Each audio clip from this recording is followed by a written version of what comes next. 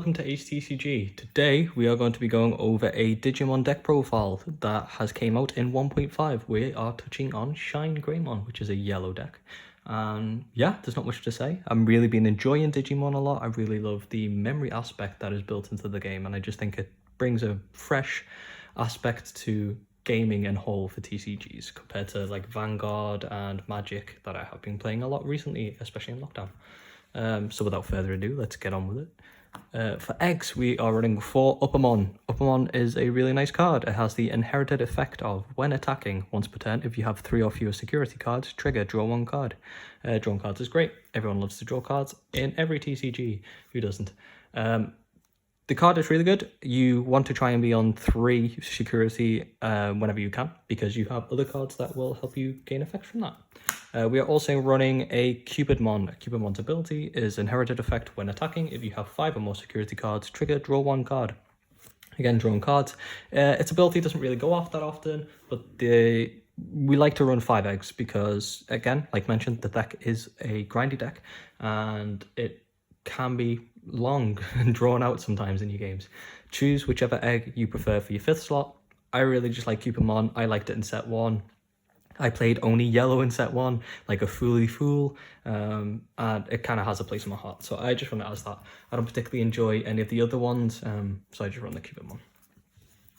Getting onto it, we'll go for our tamers. I run a very heavy list of tamers because I think getting as many tamers out as you can early is really important. In this deck, I genuinely think getting your tamers out early is more important than sometimes building stuff out early. I like to play the deck in a way that is, I'm slowly just waiting and waiting until I have strong enough stuff so I can shine you and wipe away your board or shine away your really important things. And then from that, I'm just going to be in a position where it's really win more. Meaning that basically like my opponent's just going to be trying to play catch up and they can't because my shines are so strong. I'm getting so many memory from carry, and all in all, my hand is going to be huge. I can just remove most things that are a target.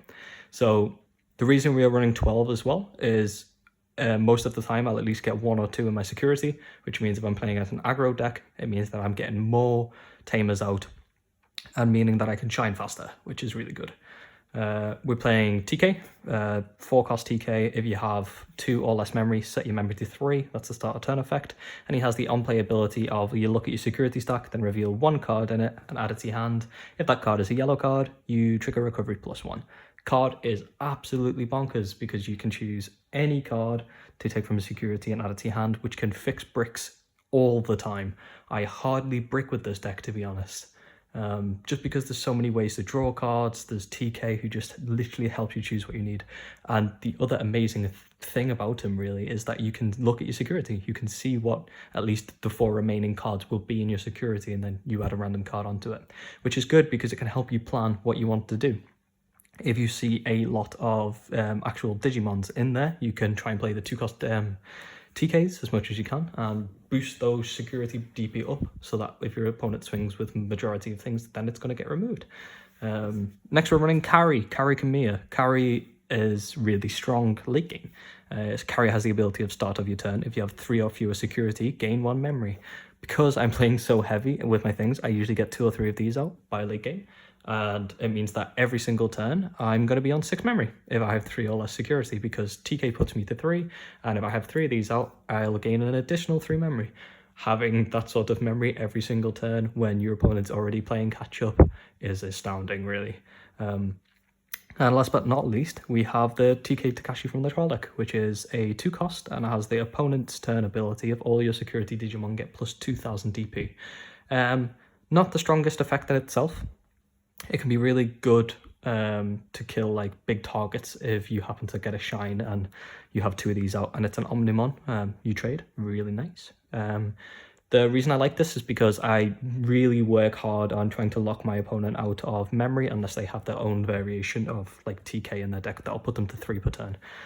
Being able to be on low on, so say I'm on 3 from TK early.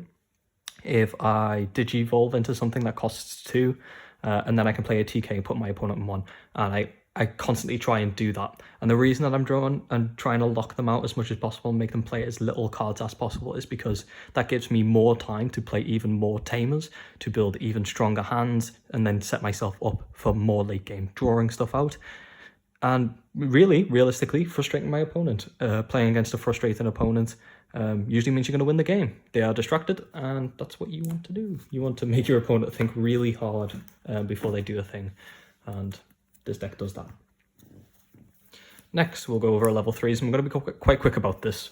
We run 2 Lopmon. I like Lopmon. Again, you want to try and put yourself to 3 security as soon as you can. It has the on-play effect of look at the top card of your security stack. You may add that to your hand if you do draw.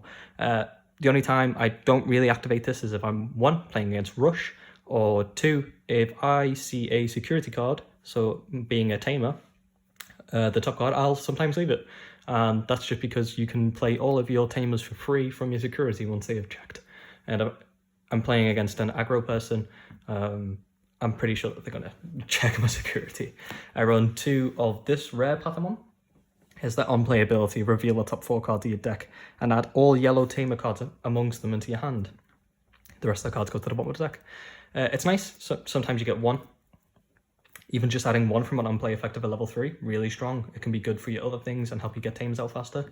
Sometimes you get really lucky, and sometimes you get 0. It is what it is.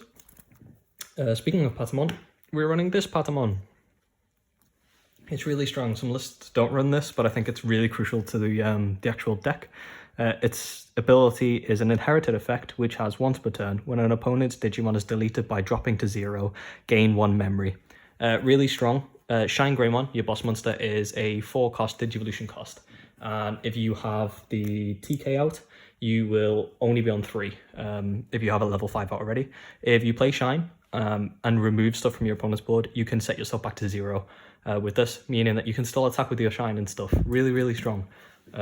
Really nice. Comes up quite often. And next I'm running Agumon.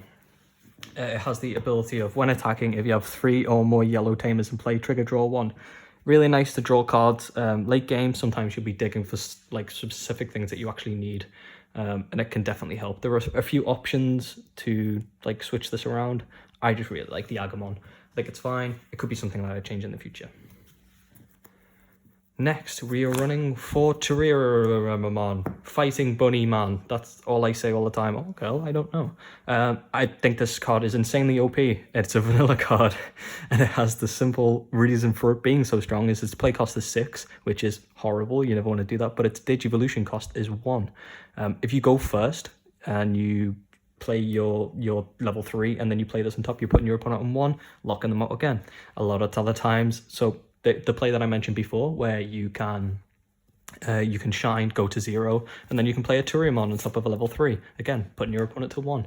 I like to lock my opponent's memory. I want to drag things out as long as I possibly can. Not because I am a dumbhead, just because I have more chance of winning the game the longer the game goes on. Staple of a lot of decks, which is a blocker, a level 4 blocker. It's Unimon. It just has the ability blocker, which is when an opponent Digimon attacks, you may suspend this Digimon to force the Digimon to attack this instead. It has the downside of when attacking, lose 2 memory. I only have ever attacked with Unimon in 2 sets when he is winning me the game. And he's always the person to attack directly for me as well, because it's the lose 2 memory that gets me. Really strong card. Really stops aggro, can do early, and just a lot of the time it can just be a Digivolution, really. I run 2 Repamon. A lot of lists are running 11 level 4s, but because I run so many tamers, I think 10's fine, and I never really run into issues with it. I think it's fine. 2 Repamon. Repamon's really good, has a play cost of 3. That's the main reason we run this card for level 4s. Digivolution cost of 2, which is fine, and a DP of 4k. I would really love if Yellow had another 1 cost, Digivolution cost level 4, but right now they don't, to my knowledge. If they do, and I'm being a stupid head, let me know in the comments. That would be fantastic for my deck. But again, 10 is fine. If you're not running as many tamers, maybe some more level 4s would be good for you. I run 4 Shinegreymon. Rise is really strong and came out at 1.5, and his abilities are he's an on-play effect of 8, Digivolution cost of 3, DP power of 7, and it has when Digivolution when digivolving, sorry, you may play one yellow tamer card from your hand without paying its memory cost. The downside of this is any on-play effects of the tamer played with this effect do not activate. So your TKs are fine, your carries are fine, which is usually my main target. I usually try and rush out my carries with the rises. But if you play this TK, you will not get the on-play effect. You still get the go to 3 though, and it can save you full memory. Really strong. It has an amazing other side too, which is inherited effect. Your turn, while you have 3 or more yellow tamers in play, this Digimon gains security +1 attack. Really strong. It helps you close games when you put Shine on top of this and you're just drawing things out and your opponent just watches as the security dwindles out of nowhere sometimes. Fantastic.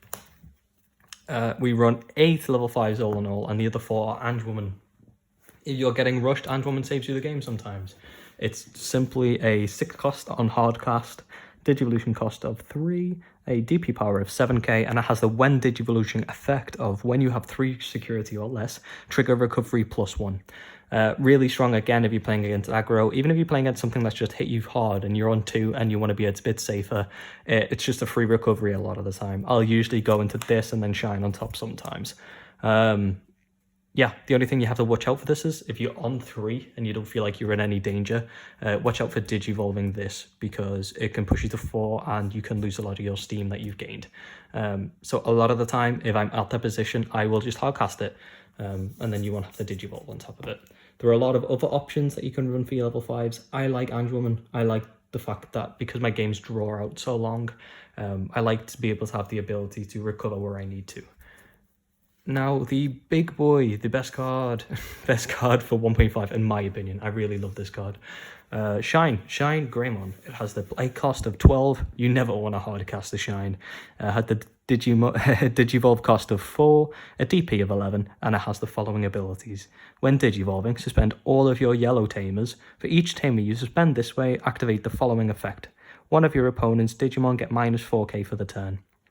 Really strong. You can wipe boards out. You can simply use them if you have 2 tamers to remove a level 5 most of the time, which can slow your opponent down. He has the other ability of during your turn, this Digimon gets 1000 DP for each tamer you have in play. This means that if you have 5 tamers out, literally like nothing can kill you in the security apart from like other yellow cards, because Omnimon in security won't kill it. Really nice. You can also attack an Omnimon with it. You can attack a lot of the level 7s that have popped up in this set, which are being played a lot, and it's just really nice. It's fantastic, and it's that strong that I actually only run 4 level 6s, because I think Shine really needs to concentrate on shining at the correct time and not wasting your level 5s realistically. You just want to be able to shine, and you like, for example, Slash Angmon, which is another level 6 for yellow. Really strong card. I just don't think it has anywhere near as much as the big impact that Shine does. So that's what I've devoted my deck specifically to. Running to Slash, is still good. If that's how you like to play, that's perfectly fine. I'm not arguing that. It's a good play, and it's something that I played around with a lot, and I might go back to in the future. Next up are options cards. I am running 2 of Lightning Paw, a card that every time I play, my opponent goes, what does that do? And the reason for that is because it's not really ran, because it's not to say it's not that strong, because it's really strong in some situations, but there are other cards that can do other things. I really like this because I like being able, so firstly, let's go over what it does. It's a 3 cost options card with the following ability of up to 3 of your opponent's level 3 Digimon get -4k, and it has the security effect of activate this card. I really like this card. If my opponent has 2 level 3s out, I will use this as soon as I can. It really slows your opponent down, and it just helps remove some resources without having to only have Shine to do that for you. If you are playing, the main reason that we run this is a lot of people run one of a Volcanic Dramon, which removes all level 4 cards on your opponent's board. Really strong. My downside of that is playing against Rookie Rush, which is going to play a lot of the level 3s and -4k DPs and stuff, is that you're putting your opponent on such high memory cost. And as I've mentioned, I don't like doing that. I really don't. Lightning Paw is really good. Sometimes I will even Lightning Paw just to remove 1 level 3 if my opponent's behind. You want to try and slow your opponent down as much as possible, and this really does that for me. This could be a card that I change in the future if I don't play against enough Rookie Rush. But for now, I really like it. It's a really nice little play. And it's cool. If you don't like it, don't run it. There are other options cards that you can run. Speaking of other option cards that everybody run, is Glorious Burst. This card is insane. You can remove any level 6 in the game with this card. Really nice. It has the cost of 9, and it has the way to downside that with the ability of reduce the memory cost of this card in your hand by 1 for each yellow tamer you have in play. Really strong. And the main effect of one of your opponent's Digimon get minus 12k DP for the turn. If you're playing against Ceresmon's quite a hard matchup. This card deals with the Ceresmon and means that you can remove it as soon as it hits the board, which you want to do. If you can constantly remove Ceresmons before they can impact you, you win the game. And Glorious Burst does that for you. It's a really nice card, and it really fits with the deck. But yeah, that's everything that we have. In the comments, give me a little idea about cards that you really like, things that you like to run in the deck. Yeah, from the list, all I would say is that yellow really is just down to how you play. If you play a different way to me, if you don't play as controller and you play a bit more aggro-y, look at some other lists, take a look at what they run to have aggro, and see what you like from that and see what you like from this, and try and build something together. There is no wrong yellow list unless you're not running your tamers for shine. But with that, that's the deck profile, and I hope you really enjoyed. Peace.